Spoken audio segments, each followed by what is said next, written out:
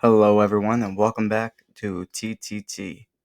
On today's episode, we're going to be going over the Padres with their $50 million loan they took out at the end of the season last year. We're going to be going over the Yankees' first offseason moves. We're going to be going over the audit team that the Yankees have officially announced that will be working with them and figuring out what is going on with the organization and how they can improve. And then I'm going to give you my thoughts and opinions on the 2023 season as a whole, what I thought worked, what I thought didn't work, how I thought the Yankees did, the postseason, all that in one collective present. But first, we're going to begin with the World Series. We're going to be going from the bottom, going to the top. And going off of that, one team that did that better was the Texas Rangers. So congratulations to them. 2 years ago, over 100 losses in the season. And they are the world champions. They played the best. They lost the last series of the year, losing the division, down on their luck, and they just turned it around and were unstoppable. Winning 11 games on the road like that, it's unbelievable. Like, no one could have predicted that. They were great. The pitching was unbelievable. Bruce Bochy, he's a wizard. I don't know how else to explain it. How does a guy come from 3 years on the couch? I get he's a Hall of Fame manager in and of his own right, but still, that's fucking impressive. So once again, congratulations to the Texas Rangers. They've deserved it. First World Championship in franchise history. Good for them. They will be a force to be reckoned with for many years to come. So I'm excited to see how they go over the next couple of years. So moving on to our first topic of discussion about the Padres' $50 million loan that they took out in September to help with payroll. Now, I know the Padres are slowly starting to believe that they're a high market team, like the Mets, like the Yankees, so on and so forth. I think they're finally starting to realize that they aren't exactly high baller as they envision themselves to be. After signing Manny Machado to $300 million extension, signing Xander Bogaerts, signing Fernando Tatis, they have Juan Soto as of now still on the books, at least for $30 million this year, and then whatever he's going to make in the free agent market. You got so many guys with such big contracts, such big egos, that the fact you need to take $50 million out just to be able to pay them is a tad annoying as a fan, tad upsetting to see. But then again, I'm not saying that's what I expected, but also I'm not surprised in a sense because they're not a big market team. Like something like the Dodgers, they can afford those type of contracts. So I wouldn't be shocked when you see all the big contracts that they would sign. The Padres, I would say more are a mid-tier team, so I wouldn't exactly say that they'd be able to afford the five or so $300 million deals that you're giving out. Plus, I believe they just gave Nick Cronenberg over $100 million. Let's pull this up, take a look. Well, around 100. He signed the 7-year, $80 million contract just this season. So that starts up next year and goes until 2030. So, I mean, Padres are starting to fill the stands. I get that, but also they're not filling it enough to warrant um, warrant all the money. I mean, they didn't even make the playoffs this year. Yeah, they were a couple games away from going to the World Series last year, but it's like, is that really worth putting all the money you have into this? Especially knowing that Blake Snell and Josh Hader and Juan Soto are coming up on free agency, or in the case of Snell and Hader, are free agents this year.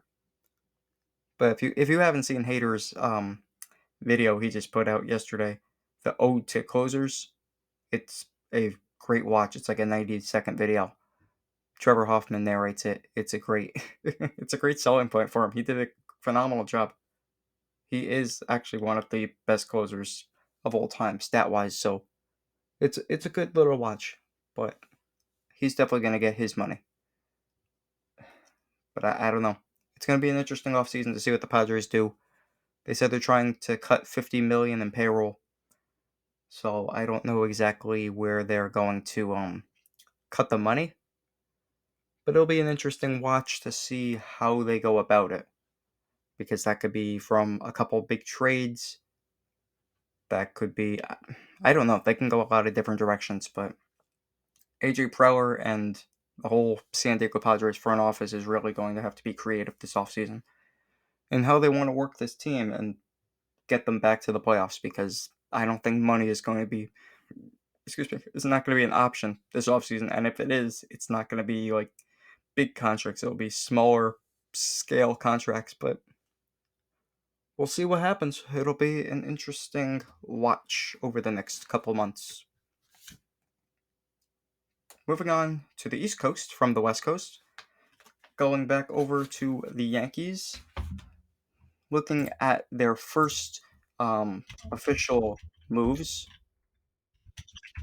They have waived a bunch of their players, one of which being scumbag of the earth, Domingo Germán, along with Ryan Weber, um, another scumbag, Jimmy Cordero, Matt Bowman, Frenchie Cordero, and Billy McKinney. They were all waived. If they go unclaimed, they could be free agents. And I don't think any of them are going to be claimed by the Yankees. Now, Domingo in his own right, I don't know. It's a very, very, very mixed bag with him. When he's on the field, he's either terrific or he's shit. And then when he's off the field, he's an ass. Especially with the whole drunk rage incident a couple months back. So I'm not surprised that they waived him. I'm just happy that they finally did it. Because it seemed, knowing the Yankees, if you watch them for a while, the most obvious moves are the moves that they don't make. Whether it's a free agent signing, whether it's somebody they need to cut and they don't cut them, stuff like that. But Domingo was one of the most obvious things that they had to do, and I'm happy that they actually did it. Because I've seen over the last couple of years, there are obvious moves. I can't remember, well, free agent signings like Corey Seager and Bryce Harper and stuff like that, but in terms of releasing players, a lot are decently obvious, but they don't do it. So yeah, nothing too major with this. None of those guys really were gonna be big stars, aside from maybe Herman if he behaves himself, but we'll never know. Will he get another chance somewhere else? I have no idea. I honestly don't care. If he does, cool. If not, then okay. I'm not going to lose sleep at night knowing Domingo Herman doesn't get another opportunity in the major leagues. So that's honestly all I have to say about that. Just a quick little update. Um, in the next episode, we are going to go over a bunch more of the outright waiver or player option guys that either accepted it or they declined their option. So I'll let more of those scatter in, because it takes about 5 days for all of them to be able to go. So we'll go over that in the next episode, and we'll see who's exercised their option to stay and who's heading out the door into free agency. So it should be interesting. So let's see. Next point, we got the audit team that the Yankees are going to be working with, and that audit team is going to be um, zealous. Hold on, I lost it. Zealous Analytics. which I don't know much about, like audits and stuff like that. But the one thing I can say is even though the Yankees are more like old fashioned in more sense of the term than not, I think it's good that they're finally doing something about this team. Like, hey, listen, the shit that we've been doing the last 4 years is not good. Whatever we're doing, we need to change something. Whether it works or not, don't know, but we need to attempt something different. And the fact that they're going outside the box, outside the organization, to work with these guys to try and figure it out, it's good. And after looking into who Zealous Analytics are, they are a sports analytics company co-founded by former Dodgers Chief Executive Officer Doug Fearing, who also helped found the Dodgers research and development team. So, at least a bunch of the guys do have actual baseball experience. A lot of them did work on the R&D team for a couple. I did read one of them did work with the Rays as well in their front office and their evaluation team. So they've worked with some pretty good teams that know what they're doing, know how to win. So I don't know exactly what is going to happen, if anybody's going to get moved or cut or change positions or stuff like that. I don't know. But it, again, like I said about the Padres stuff, it's going to be an interesting watch over the next couple of months or weeks to see exactly what this company finds in terms of the organization and what they can help them do in order to change what's wrong and look forward to 24 and hopefully a better season. Because they need to cut the BS. Like, one of the main problems, like if they tell them one thing, put left, obviously this isn't their job, but put lefties in your stadium. Your fans have been saying for years, lefties in the stadium for a left-handed swing, and you have no lefties. So I don't know. We'll see what happens. I'm curious to see what they find or what they tell Brian and Hal and the whole other analytics department. But I'm curious to see where this goes. And then to cap off this episode, I'm just going to go over my thoughts on the 2023 season as a whole, the regular season, the postseason, everything in between. So first off, I just want to get this out of the way. I think the pitch clock and the bigger bases, I think, were a phenomenal success. They were a phenomenal success.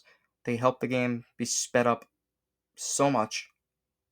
Games on average were over in 2.5 hours. Like, yeah, a half hour seems like not much, but it was. I'm very happy. I was finally able to watch full games again. I haven't watched consistently full baseball games in years. It's not even the fact that I didn't want to watch them. It's just it somewhat lost interest, I guess you could say. So I'm happy it's finally sped up the game a little bit, but kept the same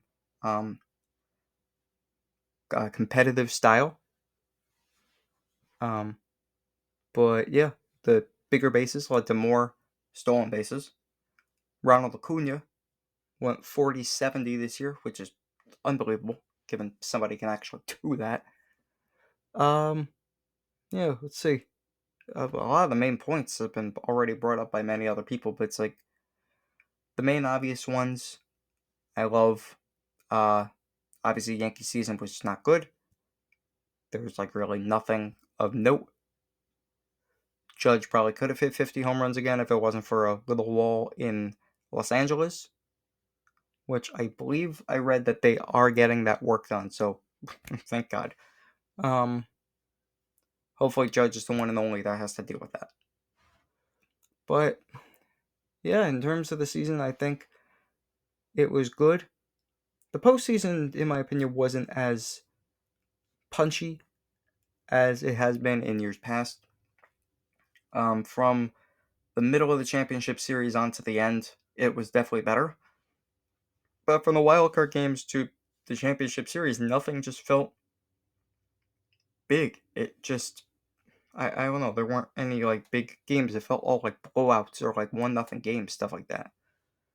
So I don't know. I could be wrong. That's just my opinion. But all in all, I enjoyed the season. It was a great one.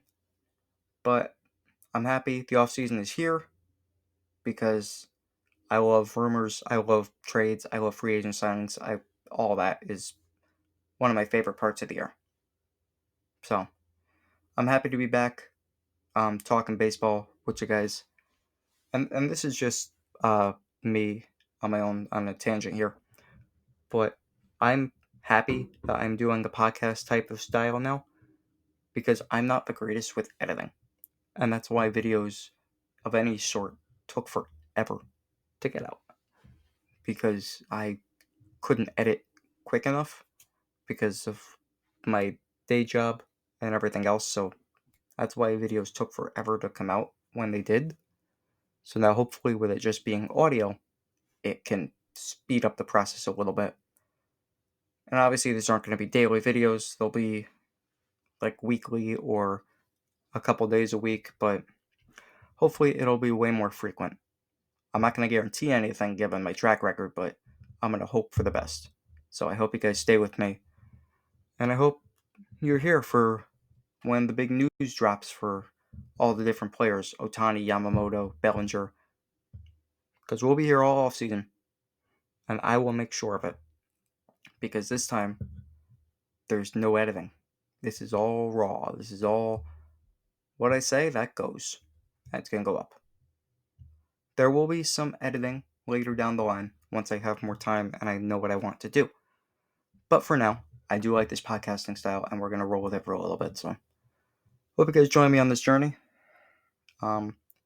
Thank you for listening, and we'll see you on the next episode.